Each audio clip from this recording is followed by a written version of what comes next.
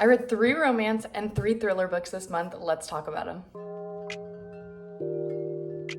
Hi, I'm Lacey. I love to read. Thanks for coming to my channel. I read, as I said, 3 romance and 3 thrillers this month. I have all 3 of them here for the romance because I prefer to buy romance, and thrillers I tend to read on my Kindle. So let's talk about the books I read and how I felt about them. Okay, so starting off very, very strong, my favorite book of the month was Caught Up by Liz Tomforty. This book was so good. I'm giddy thinking about it and I'm like, I have the biggest smile on my, it's so good. This book, it's just so good. This book is the 3rd book in the Windy City series. I have a video coming out very soon once I finish, rewind it back, but of me finishing the Windy City series because I started it and then took 2 years off and finally got around to finishing it. But this book, I have loved every book in the series, but this one is so good. I rated it 5 stars. It's 470 pages and it is a single dad nanny and he plays in the MLB. So it is just so fun. It's so good. I can't even express how good it is. I just loved the dynamic. I love when books have people questioning their careers because I think that's a very valid thing for people to go through. And I really love how much it just allowed the characters in this book to change and be okay with that because it's okay to change your mind. And I feel like that's a theme with some of my favorite books, like 7 Year Slip is very much it's okay to change your mind. And this is a very similar messaging with the female main character, Miller. I love Miller. I realized when I finished this book, I think Miller, you know, normally when you finish a book, it's like, oh, this book boyfriend, or I love this guy in this book. But for me, Miller, I loved her so much. I thought she was such easy to relate to character and I just loved her so much. And I love kids. So it was fun reading about Max, and Kai obviously is amazing too, but I just loved it so much. If you take one book from this video, I just loved it. And I'm kind of straying from sports romances, but I just love this book so much. So I highly recommend. It was so good. And then moving on to our first thriller, Stay Awake by Megan Golden. I actually surprisingly really liked this. And I don't say surprisingly as in it seemed like it was going to be a bad book. It just was very much an unreliable narrator. The premise of this book is there's a woman who has memory loss or amnesia anytime she falls asleep. So the whole point is that she doesn't want to fall asleep. But then she wakes up and thinks that she did something really, really, really bad. So she is kind of running from that, but also trying to figure it out and knows she cannot fall asleep because she will not remember anything. She keeps going to all these different places and people know her and she has no idea who they are because obviously that amnesia comes in. It was really interesting. It was very got you in a chokehold. I thought that the way it followed the plot was very interesting, even though she was an unreliable narrator, kind of, and just obviously did not know much. Oh, I thought there was a butterfly outside, but it was fully just a dead leaf. Anyways, sorry. I thought it was just so interesting, and I got really into it, and I was really following it and wanted to keep reading, which is a huge thing with thrillers for me. If it will get a higher rating. I rated it 4 stars, and it was 340 pages. So it wasn't super long, which I appreciate for thrillers. And I just thought it was really interesting and I liked the premise and I think it was done really well in a way that didn't make her seem like an idiot, because sometimes when a woman in a book is going through, whether that's like a mental health thing or for her, it was mental health of why she was having amnesia, but also like a health problem. And a lot of the time they make the woman seem insane. And I felt like they didn't make her seem insane. It was more of what is happening? We need to find this out and hurry up and figure it out, you know? So I recommend that as well. I thought it was really interesting and I had a good time. And then moving on, I did continue the Windy City series and I read Play Along. I also love this book. I rated this one 4.75 stars and this one was 384 pages. So this one's a little bit shorter, again, by Liz Tomforty. It was really great again. This one follows Isaiah, which is the brother of Kai, and they're on the same MLB team. And then it also follows his love. He's loved her for years, but it's unrequited. Kennedy. So Kennedy works for the team as well. And they get accidentally married in Vegas. And that is not a spoiler. It is talked about in Caught Up and also talked about in the first few pages and on the back. And then it turns into a marriage of convenience. So it's really fun. I thought it was good to see a different side of Isaiah because Isaiah is one of those like, oh, he's so funny and he never takes anything seriously. And I feel like it was nice to see this layer to him.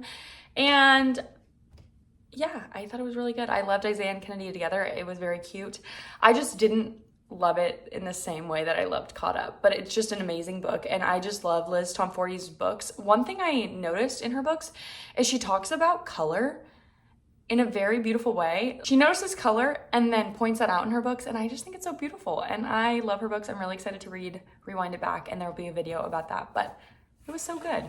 And I definitely think whatever book of this series that you like the most has to be the one that you relate to the most, or you see yourself in the characters, or you just love the story. But I just think I see a lot of people love Play Along the most, and I do not, but I do love it, and I see why other people would love it. And then the next thriller was The Marriage Act by John Marrs. John Marrs' books remind me of a Black Mirror episode. So that's his genre, I feel like, is Black Mirror. So this book was 432 pages. Obviously, it's a thriller, and I rated it 3.75. And honestly, he does a little too many point of views for me. I find his books very interesting, and I think his premises are so unique, but so many point of views, and sometimes I feel like they're not fleshed out enough, or maybe they are fleshed out enough, I just don't love all of them. But it was an interesting read. It was a little long for me. I don't love when thrillers are over 400 pages because why, you know? But I thought the plot twist made a lot of sense, and they were very interesting. It was too long, too many points of views, and just wasn't my favorite. I also realized I never told you what it was about, but moving back to that, it's about this Marriage Act. And so if you sign up for the Marriage Act, then you have to be monitored by, like, it's kind of like an Alexa or Google Home.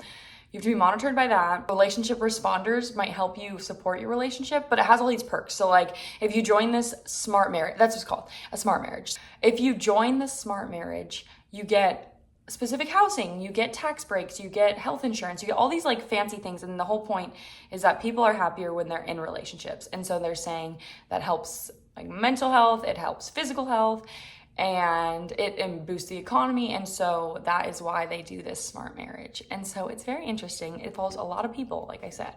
But I think if that premise interests you, you should totally read it. And I think his books all kind of connect because I read the one, which is about how you do like a DNA test and you get matched with people that are supposed to be your like soulmate. That got mentioned in this book. So I definitely think maybe read his books in order. I don't know. I don't know if I'm going to pick up another one anytime soon, but it was very interesting.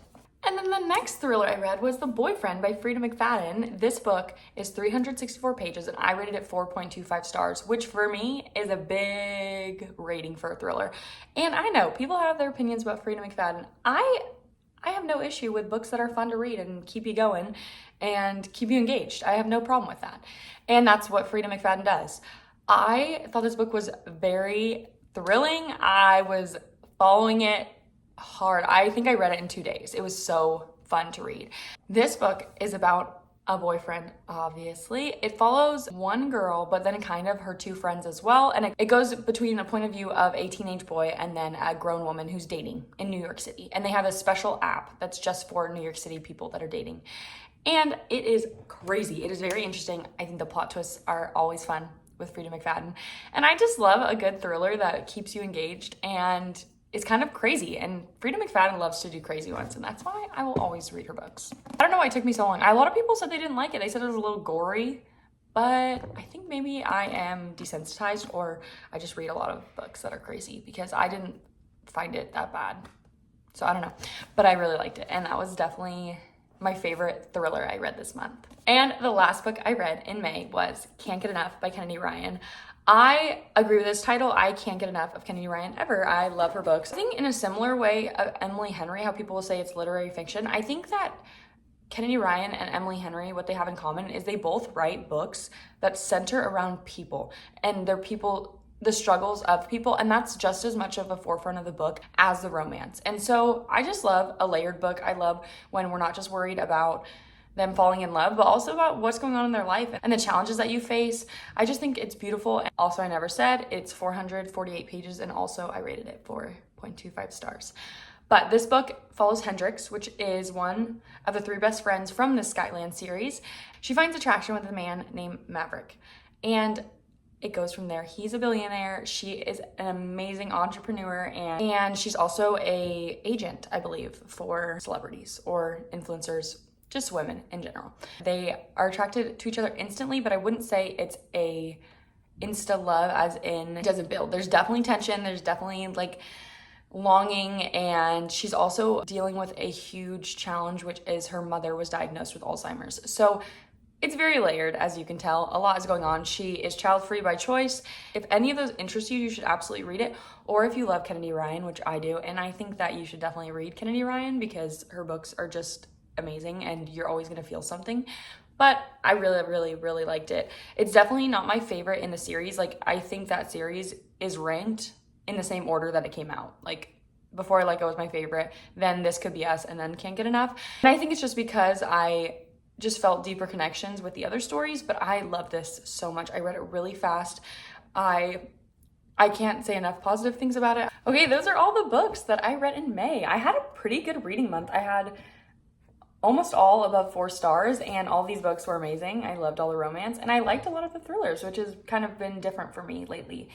So it was a good reading month, and I'd love to hear what you read in May and if you've read any of these books and your opinions. I really appreciate you watching my videos and coming to my channel. I hope I'll see you in the next one, and I hope whatever you're reading brings you joy.